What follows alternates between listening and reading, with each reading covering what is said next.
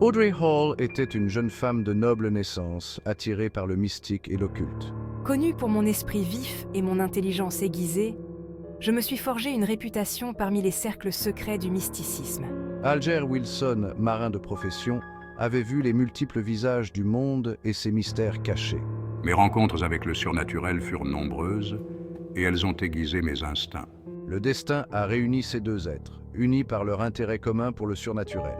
Notre voyage nous a menés au fou, une entité énigmatique entourée de mystères et de pouvoirs. La nuit était épaisse de brouillard, alors qu'Audrey et Alger s'approchaient de l'ancien manoir délabré. Nous étions venus dans ce lieu pour accomplir le rituel qui invoquerait le fou. La pièce dans laquelle ils pénétrèrent était faiblement éclairée par des bougies vacillantes, les ombres dansant sur les murs. L'air semblait vibrer d'une énergie invisible, nous donnant la chair de poule. Ils commencèrent les incantations, leur voix résonnant dans le silence. J'ai senti un frisson me parcourir l'échine. Alger resserra sa prise sur la dague rituelle, prêt à affronter ce qui allait arriver. La frontière entre le connu et l'inconnu s'amincissait, et il pouvait le sentir.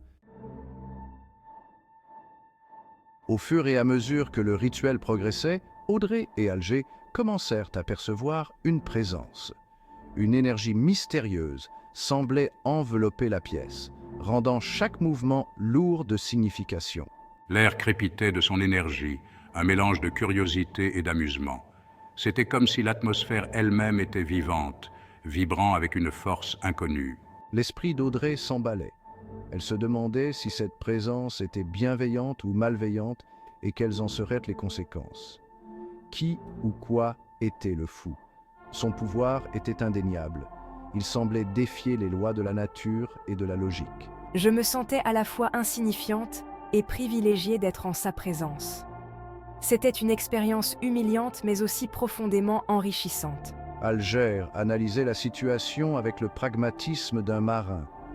Il savait que chaque décision pouvait avoir des conséquences imprévisibles.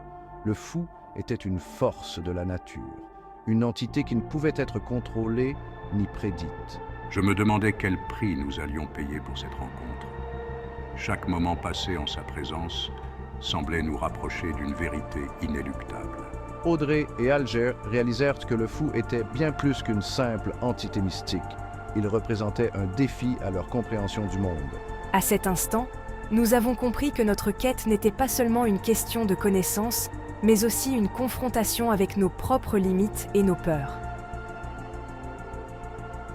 Nous étions sur le point de découvrir des vérités cachées. Le fou représentait les limites de la compréhension humaine. Il était le gardien des mystères que nous n'étions pas encore prêts à comprendre. Et la quête infinie de la vérité, une quête qui nous pousserait à explorer les recoins les plus sombres de notre propre existence.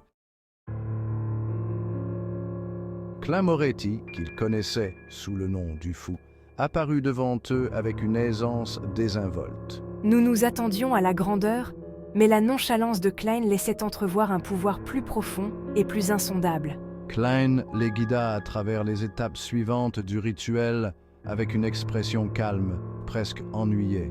Nous suivîmes ses instructions à la lettre, notre concentration inébranlable. Malgré son attitude désinvolte, le savoir de Klein était vaste et son pouvoir évident.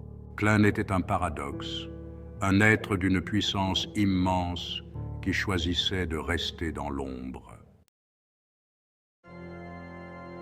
Les rituels qu'ils accomplirent étaient complexes et exigeants, nécessitant une précision et une dévotion absolue de la part de chaque participant. La pièce était emplie du son de nos voix, chantant à l'unisson, invoquant le pouvoir du fou. Chaque note, chaque mot semblait vibrer avec une énergie mystique. Les incantations étaient prononcées dans une langue oubliée de la plupart, résonnant avec un pouvoir ancien et profond. Ces mots, transmis à travers les âges, portaient une force que peu pouvaient comprendre. Je ressentais une connexion avec l'occulte comme jamais auparavant. Les symboles anciens semblaient s'animer sous mes doigts, révélant des secrets cachés. Audrey pouvait sentir le pouvoir de l'entité la traverser, un mélange d'exaltation et de peur. Chaque fibre de son être était en alerte, réceptive à cette énergie surnaturelle.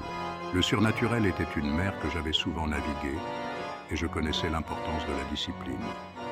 Chaque incantation, chaque geste devait être exécuté avec une précision infaillible. Alors que le rituel atteignait son apogée, Alger ressentit un élan de satisfaction. Les énergies convergentes indiquaient que leur objectif était proche. Ils étaient sur le point de la révélation, la vérité à portée de main.